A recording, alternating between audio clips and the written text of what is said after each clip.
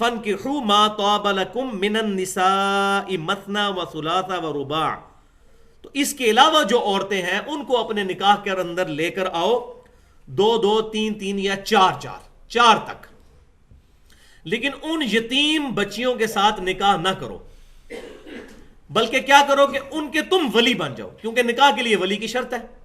تو بجائے ان یتیم بچیوں سے خود شادی کرنے کے، خود شادی کرو گے، ان کے ساتھ زیادتی کرو گے تو ان کی سائڈ لینے والا کوئی نہیں ہوگا.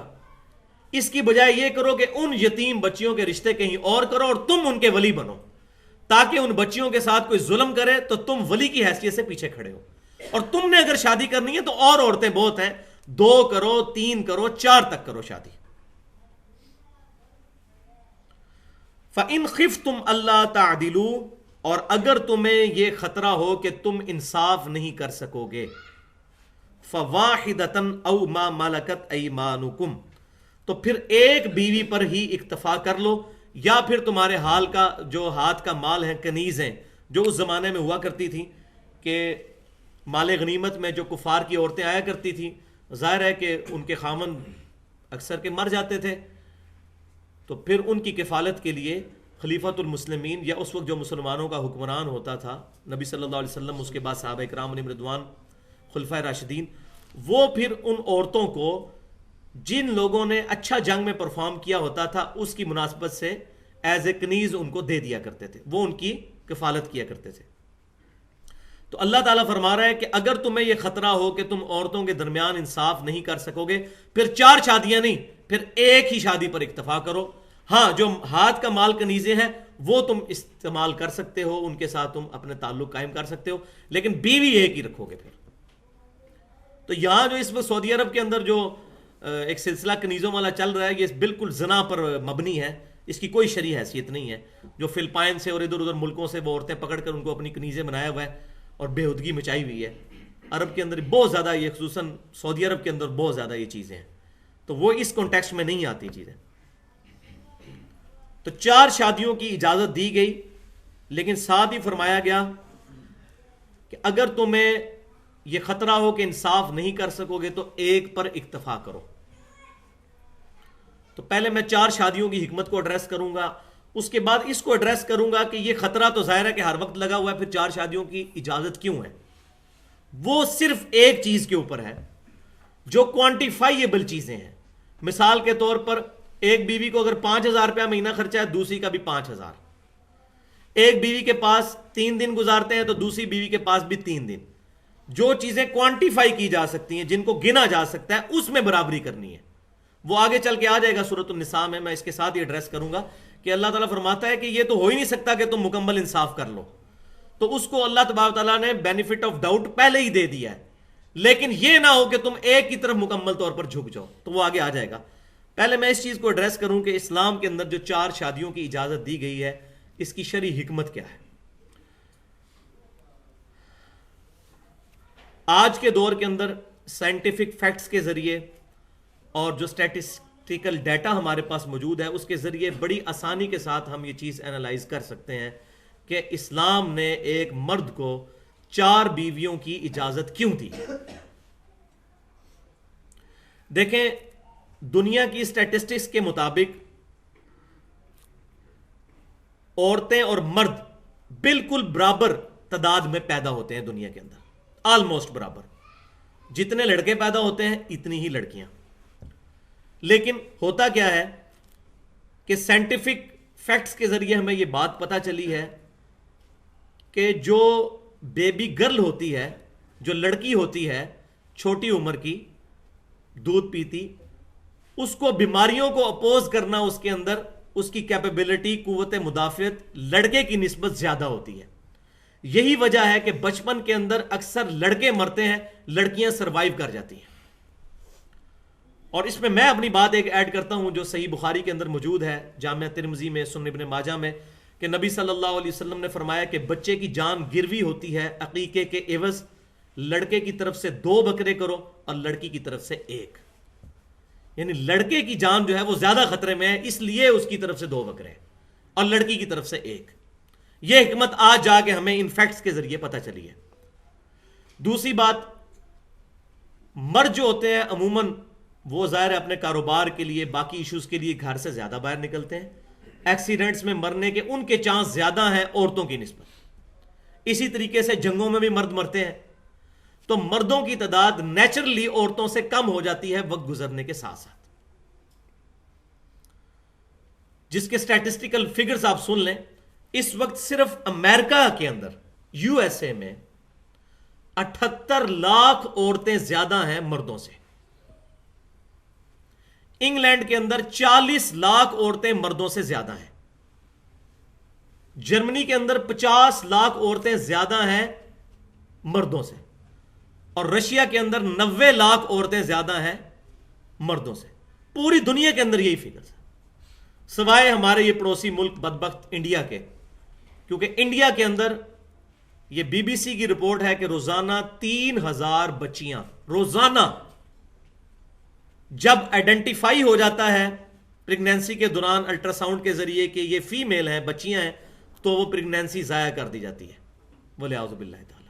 آج بھی بچیوں کو مارا جا رہا ہے، اور جو بچیاں پیدا ہو جاتی ہیں ان میں سے بھی ہر 5 میں سے 4 بچیاں مار دی جاتی ہیں. اس کی وجہ سے انڈیا میں مردوں کی تعداد عورتوں کی نسبت زیادہ ہے، ادروائز پوری دنیا میں عورتیں زیادہ ہیں، پاکستان میں بھی عورتیں زیادہ ہیں. اب جب عورتوں کی تعداد مردوں سے زیادہ ہے تو عورت بغیر ڈپینڈنسی کے زندگی گزار نہیں سکتی، اس کو مرد کی ضرورت ہے. جب چھوٹی ہوتی ہے تو باپ کی ضرورت ہے، جوان ہوتی ہے تو خاوند کی ضرورت ہے، بڑھاپے میں اس کو اولاد کی ضرورت ہے. تو اب جس طرح میں نے بتایا کہ امریکہ کے اندر 78 لاکھ عورتیں زیادہ ہیں مردوں سے. اگر امریکہ کے اندر ہر مرد ایک شادی کرے پھر بھی 78 لاکھ عورتیں، 1.25 کروڑ کے قریب 7.8 ملین عورتیں بغیر نکاح کے رہ جائیں گی. اب ان کے ساتھ کون شادی کرے گا؟ اب یا تو یہ ہو سکتا ہے کہ وہ کسی ایسے مرد کے ساتھ شادی کرے جس کے پاس آلریڈی کوئی بیوی ہو اور اس کے ساتھ شادی کر لیں، یا پھر دوسرا ہے کہ وہ برائی کا راستہ اختیار کرے. نعوذ باللہ معاذ اللہ استغفر اللہ. اور یہی ہو رہا ہے وہاں پر زیادہ. ایک سے زیادہ شادی کرنے پر پابندی ہے. اس کی وجہ سے کیا نقصان ہو رہا ہے؟ امریکہ کے اندر صرف ایک، میں آپ کو مثال دیتا ہوں کہ ہر مرد شادی سے پہلے کم از کم 8 عورتوں کے ساتھ بدکاری کر چکا ہوتا ہے شادی سے پہلے، کیونکہ عورتیں زیادہ ہیں. اور ظاہر ہے کہ وہ بیماری وہاں پر بوائے فرینڈ اور گرل فرینڈ کی چل رہی ہے، اور اس کی نوستیں ہمیں سب سے زیادہ نظر آ رہی ہیں. دنیا میں سب سے زیادہ طلاقیں بھی جو ہیں وہ امریکہ کے اندر ہوتی ہیں. خاندانی نظام تباہ ہو گیا ہے امریکہ میں، جرمنی میں، یو کے میں، اور ان کا برتھ ریٹ جو ہے وہ نیگیٹو میں جا رہا ہے. اسی وجہ سے تو یہ ہمیں جو ہے وہ آفر کرتے ہیں جناب کینیڈا کے اندر بھی کہ آپ آ جائیں جناب، نیشنلٹی آپ کو دیتے ہیں. باقی ملکوں میں جو یہاں پر جو وبا چلی ہوئی ہے وہاں پر جانے کی، وہ اسی وجہ سے ہے، برتھ ریٹ نیگیٹو میں جا رہا ہے. چائنا کے اندر بھی ایک سے زیادہ بچہ ہوگا اس پہ ٹیکس لگنا شروع ہو جائے گا. تو اس طریقے سے اس کے جو نقصانات ہیں وہ اب دنیا نے دیکھ لیے ہیں. تو اسلام کا یہ جو فیصلہ ہے کہ ایک مرد 4 بیویاں رکھ سکتا ہے، یہ عورتوں کے لیے سب سے بیسٹ حق ہے جو دیا گیا ہے. یا تو وہ برائی کا راستہ اختیار کریں، یا کسی ایسے مرد کے ساتھ شادی کر لیں جس کی آلریڈی کوئی بیوی ہو. اس کا فائدہ ان کو کیا ہوگا؟ اس کو بیوی جتنا سٹیٹس ملے گا اس کی وہی عزت ہوگی جو دوسری عورت کی ہوگی. ادروائز اس کی کوئی عزت معاشرے میں نہیں ہوگی. تو یہ اسلام کی حکمت ہے 4 شادیوں کی کرنے کی جو اجازت دی گئی. اب اس آیت کا جو دوسرا پورشن تھا، فَإِنْ خِفْتُمْ أَلَّا تَعْدِلُوا، اگر تمہیں یہ خطرہ ہو کہ تم انصاف نہیں کر سکو گے، فَوَاحِدَةً، تو ایک بیوی پر اکتفا کر لو. تو اس آیت کو لے کر آج کچھ ماڈرن قسم کے لوگ ٹی وی پر بیٹھ کر، بے پردہ عورتیں بیٹھ کر اس چیز پہ بات کر رہی ہیں جی قرآن پاک نے تو منع کیا ہے ایک سے زیادہ شادی کرنے سے. تو ایسی بات نہیں ہے.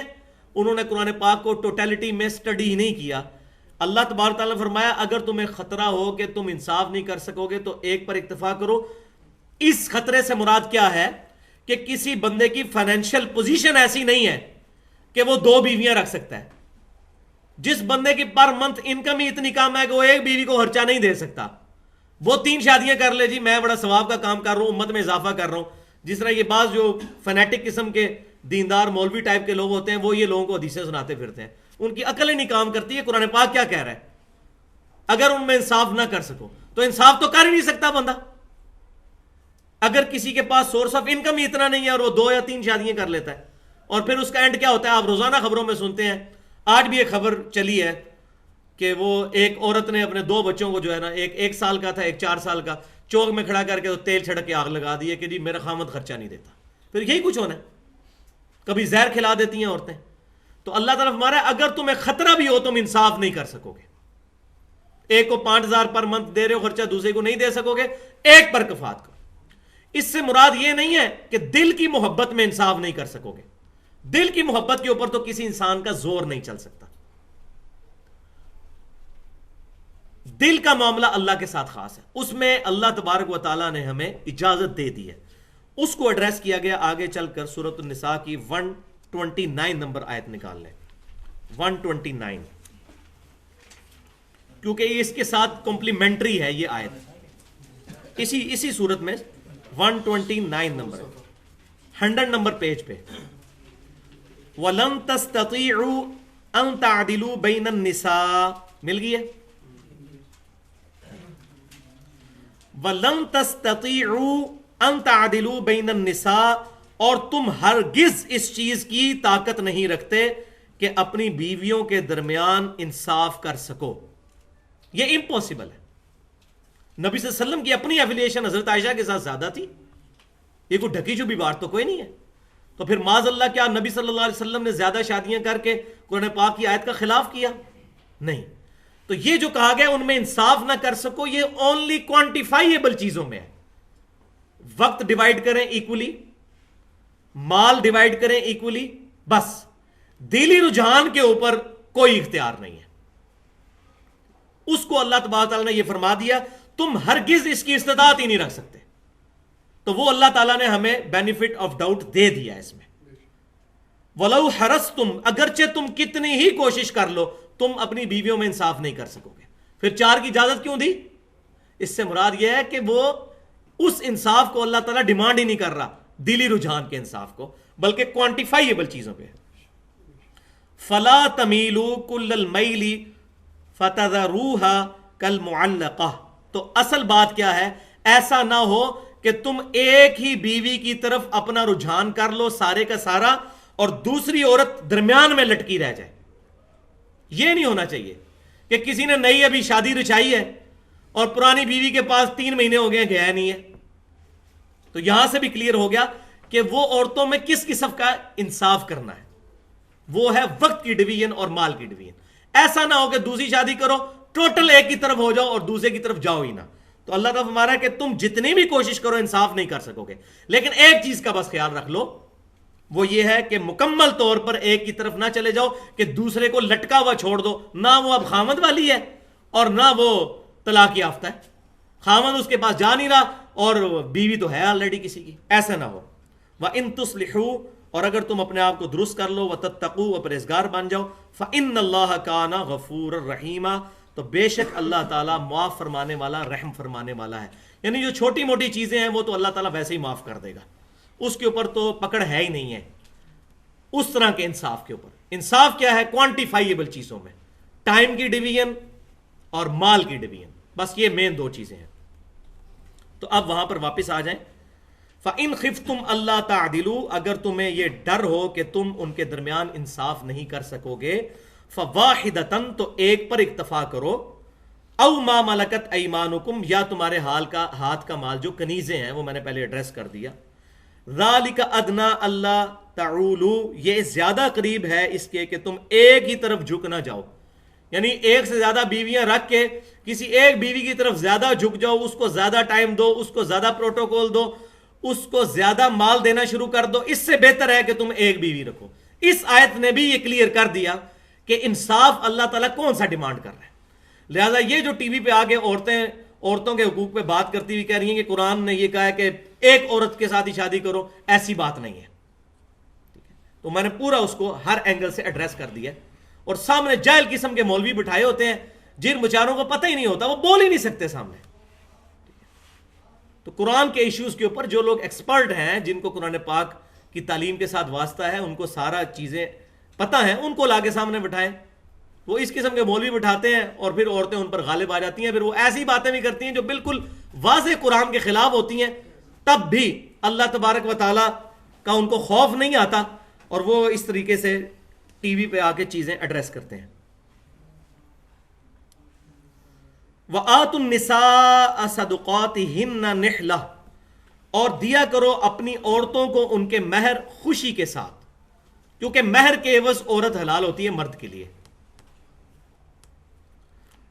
فَإِن طِبْنَ لَكُمْ عَنْ شَيْءٍ مِّنْهُ، پھر اگر وہ اس میں سے اپنی مرضی سے کچھ تمہیں بخش دیں، یعنی مہر اگر عورت اپنی مرضی سے معاف کر دے یا کچھ حصہ اس کا تمہیں لوٹا دے، نفساً خوش دلی کے ساتھ، اپنے دل کی خواہش سے، فَكُلُوا هَنِيئًا مَرِيئًا، تو اس کو خوب رچتا بستا تم استعمال کر سکتے ہو. اس میں کوئی ممانعت نہیں ہے اگر بیوی اپنی مرضی سے مہر معاف کر دے. تو یہاں نکاح کی طرف بھی ترغیب دلائی گئی ہے کہ ایک تو نکاح کرنا ہی کرنا ہے، اور اگر تم استطاعت رکھتے ہو، انصاف کر سکتے ہو، اور وہ بھی دو چیزوں میں، مال میں اور وقت میں، تو تم ایک سے زیادہ شادیاں کر سکتے ہو. تو میں چاہ رہا تھا تھوڑا سا نکاح کی امپورٹنس کے حوالے سے یہاں چیزیں ایڈریس کروں، کچھ احادیث. تو 5 متفقن علیہ احادیث اس کانٹیکسٹ میں بیان کروں گا. صحیح بخاری اور صحیح مسلم کی متفقن علیہ حدیثیں ہیں 5 نکاح کی اہمیت کے بارے میں. پہلی حدیث صحیح بخاری اور صحیح مسلم کی متفقن علیہ حدیث ہے کتاب النکاح چیپٹر میں، کہ امام کائنات صلی اللہ علیہ وسلم گھر پر موجود نہیں تھے.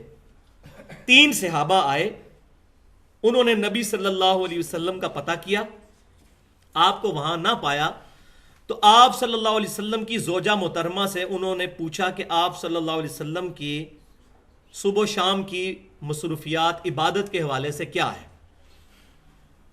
تو انہوں نے سچ سچ بات بتا دی. ظاہر ہے آپ صلی اللہ علیہ وسلم ایک نارمل انسان تھے، اب نارمل نہیں تھے. آپ صلی اللہ علیہ وسلم سب سے بہترین اور سب سے بڑھ کر معتدل انسان تھے. تو آپ صلی اللہ علیہ وسلم کے بارے میں جو واضح بات تھی ان کی بیوی نے ایڈریس کر دی کہ آپ صلی اللہ علیہ وسلم رات کو بیویوں کے پاس بھی جاتے ہیں، رات کو سوتے بھی ہیں، نوافل بھی پڑھتے ہیں، نفلی روزے رکھ لیتے ہیں اور کبھی نہیں بھی رکھتے. تو ان صحابہ کرام علیہم رضوان نے آپس میں بات کی، ہاں جی نبی صلی اللہ علیہ وسلم تو بخشے بخشائے ہیں، ان کو تو ضرورت ہی نہیں ہے زیادہ عبادت کرنے کی. تو ایک صحابی نے یہ کہا کہ میں آج کے بعد روزانہ پوری رات کا قیام کیا کروں گا اور رات کو سویا نہیں کروں گا. دوسرے صحابی نے کہا کہ میں روزانہ نفلی روزہ رکھا کروں گا. اور تیسرے نے کہا کہ میں شادی نہیں کروں گا، کیونکہ شادی کرنے سے انسان کو یہ سارا جھنجٹ پالنا پڑتا ہے اور انسان کی مصروفیات بڑھ جاتی ہیں، اللہ تبارک و تعالیٰ کی طرف انسان متوجہ نہیں ہو سکتا. تو تینوں نے اپنے اپنے کامنٹس دیے اور وہاں سے چلے گئے. آپ صلی اللہ علیہ وسلم جب واپس تشریف لائے تو آپ صلی اللہ علیہ وسلم کو بتایا گیا کہ اس طرح 3 لوگ آئے تھے. تو آپ صلی اللہ علیہ وسلم نے ان کو بلایا اور پھر آپ نے خطبہ ارشاد فرمایا. بہت سخت الفاظ ہیں اس کے. آپ صلی اللہ علیہ وسلم نے کہا اللہ کی قسم میں تم سے زیادہ اللہ کا تقوی رکھتا ہوں، یعنی مجھ سے بڑھ کر پرہیزگار کون ہو سکتا ہے، اور تم نے یہ جو اپنے اوپر چیزیں خود سے فرض کر لی ہیں، اوبلیگیشن بنا لی ہیں اپنے اوپر، یہ چیزیں اسلام کے اندر نہیں ہیں. تو آپ صلی اللہ علیہ وسلم نے فرمایا کہ میں تم سے زیادہ اللہ کا تقوی رکھنے والا ہوں. میں رات کو جا کر نوافل بھی پڑھتا ہوں، سوتا بھی ہوں، میں نفلی روزے رکھتا بھی ہوں، چھوڑ بھی دیتا ہوں، اور میں نے اتنی بیویاں بھی رکھی ہوئی ہیں، میں نے نکاح بھی کیا ہوا ہے. النکاح سنتی فمن رغب عن سنتی فلیس منی. نکاح میری سنت ہے، جس نے میری سنت کے ساتھ اغراض کیا اس کا مجھ سے کوئی تعلق نہیں ہے. یہ خطبہ نکاح کے وقت بھی یہ حدیث جو ہے پڑھی جاتی ہے.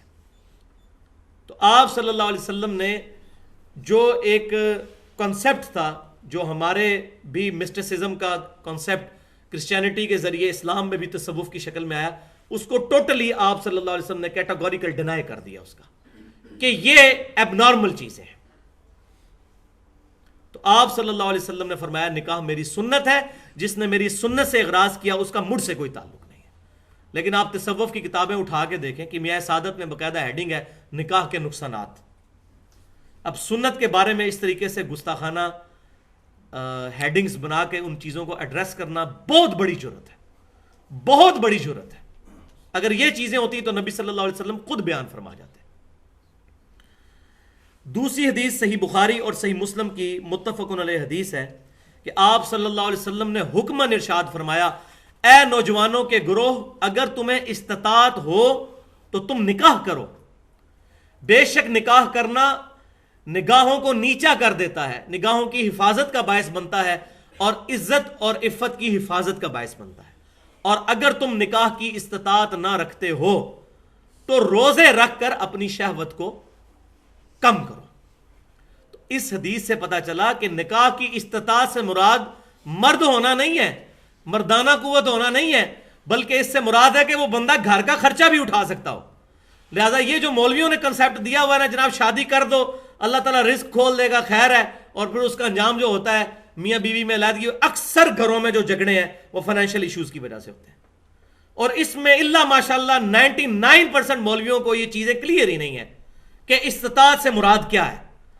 آپ صلی اللہ علیہ وسلم اس حدیث کی آخر میں کیا فرما رہے ہیں, اپنی شہوت کو پھر روزے سے ٹھنڈا کرو. اس کا مطلب ہے شہوت تو ہے, اس کو روزے سے ٹھنڈا کرنا ہے. آپ نے کیوں نہیں فرما دیا استطاعت ہے یا نہیں ہے شادی کر لو, خیر ہے دیکھی جائے گی, اللہ تعالیٰ رزق کھول دے گا. یہ حدیث خود اس چور دروازے کو بند کر رہی ہے. تو خدا کے لیے ہم عقل کے ناخن لیں. اس طرح کی جب ہم چیزیں آ کر ٹی وی میں بیان کرتے ہیں, اپنے لیکچرز میں, جمعے کے خطبوں میں بیان کرتے ہیں, یہ لوگ اس سے جو پڑھا لکھا طبقہ ہے, جو لوگ لاجک کے اوپر بھی بیس کرتا ہے, جو عقل بھی اپنی استعمال کرتا ہے, اور عقل اور فطرت کے سب سے زیادہ قریب دین اسلام ہے, اس کا دماغ نہیں کام کرتا اس مسئلے میں کہ یہ کیا مسئلہ ہے جناب کہ گھر بار کا خرچہ اٹھا نہیں سکتا اور بچے کی پکڑ کے شادی کر دو, دیکھی جائے گی. تو یہ واضح حدیث ہے, جو استطاعت رکھے وہ شادی کرے, ورنہ شہوت کو روزے رکھ کے ٹھنڈا کرے.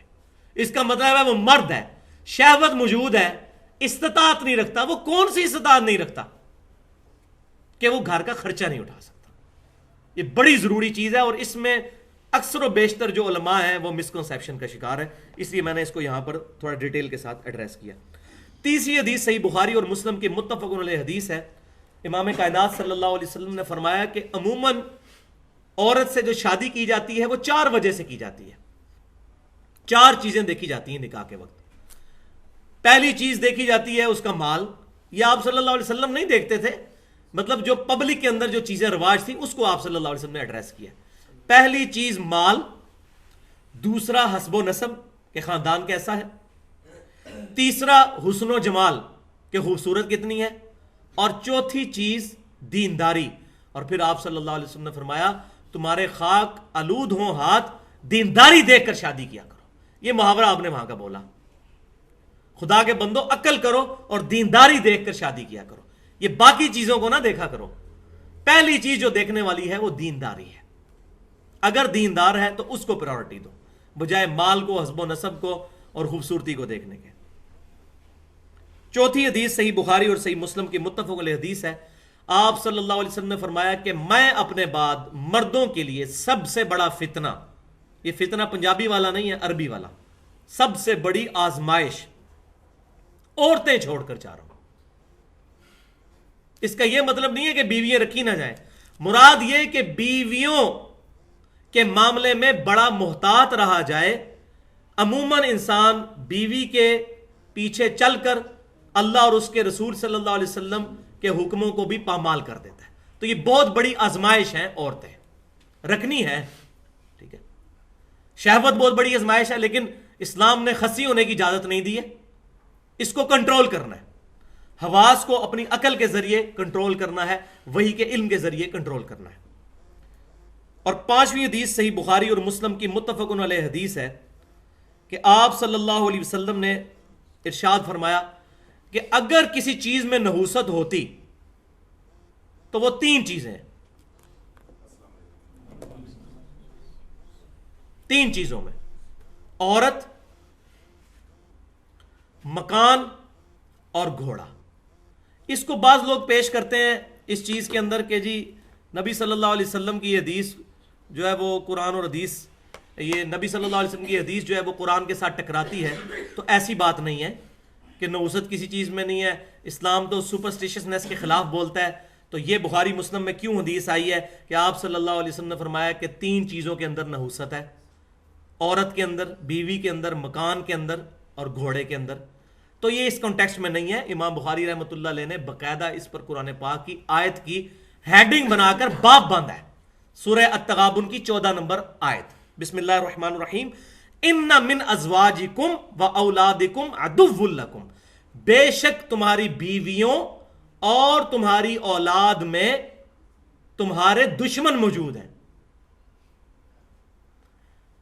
کہ وہ دنیاوی رشتے تمہیں اللہ اور اس کے رسول کے احکامات کے خلاف بھی لگا سکتے ہیں. کتنے لوگ ہیں جو اپنی بیویوں کی وجہ سے داڑیاں کٹوا دیتے ہیں؟ شادی سے پہلے داڑھی ہوتی ہے، شادی کے بعد کٹوا دیتے ہیں. کئی اور معاملات ہوتے ہیں. تو بیویوں کے پیچھے چل کر، تو اسلام سپرسٹیشس ریلیجن نہیں ہے. یہاں نحوست سے مراد بے برکتی ہے، اور وہ اس کو ایڈریس نبی صلی اللہ علیہ وسلم نے الگ سے کیا. وہ صحیح مسلم کی حدیث ہے. آپ صلی اللہ علیہ وسلم نے فرمایا کہ دنیا میں سب سے بہترین سرمایہ نیک بیوی ہے. نیک بیوی دنیا کا سب سے بہترین سرمایہ ہے.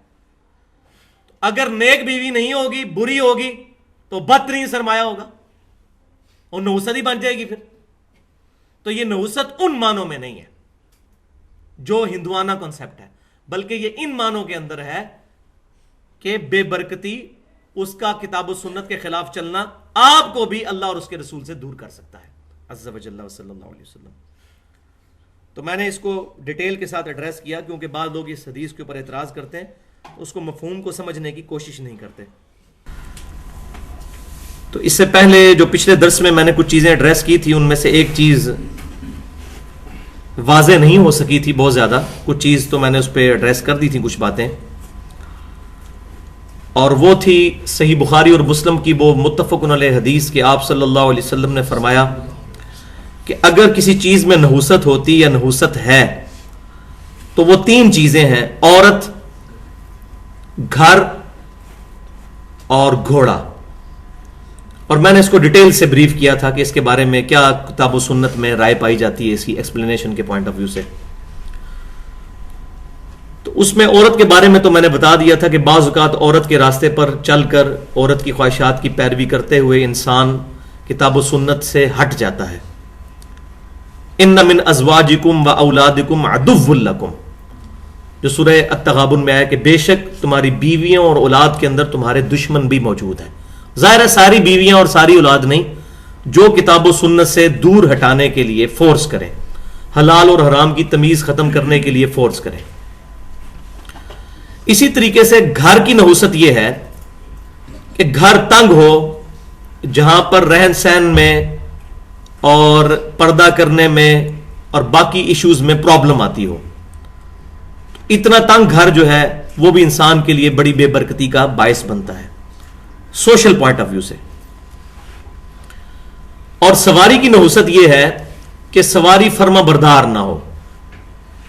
جیسے پہلے وقتوں کے اندر گھوڑا، وعلیکم السلام، اب گھوڑا جو ہے وہ اگر ضد پر آ جائے تو مالک کے لیے بڑی مصیبت بن جائے. عین میدان جنگ میں اگر گھوڑے ہی پیٹ دکھا جائے تو گھوڑے کو تو جو ہوگا مالک جو ہے وہ تو مارا گیا.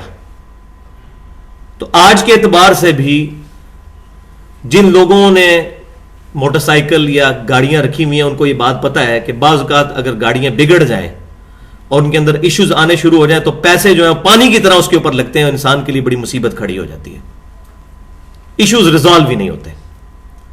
تو ان معنوں میں یہ بے برکتی ہے. تو پچھلے لیکچر میں نے اس کے علاوہ بھی کافی چیزیں ایڈریس کی تھی، وہ آپ دے سکتے ہیں. اس میں بڑی امپورٹنٹ چیزیں جو تھی وہ ریویلڈ نالج کے اعتبار سے، وحی کے اعتبار سے، نکاح کی اہمیت اور 4 عورتوں کے ساتھ شادی کی اسلام نے اجازت کیوں دی، اس کے سائنٹیفک فیکٹس کے ذریعے، ایکوائرڈ نالج کے ذریعے، ان چیزوں کو بھی میں نے ڈیٹیل کے ساتھ ایڈریس کیا تھا.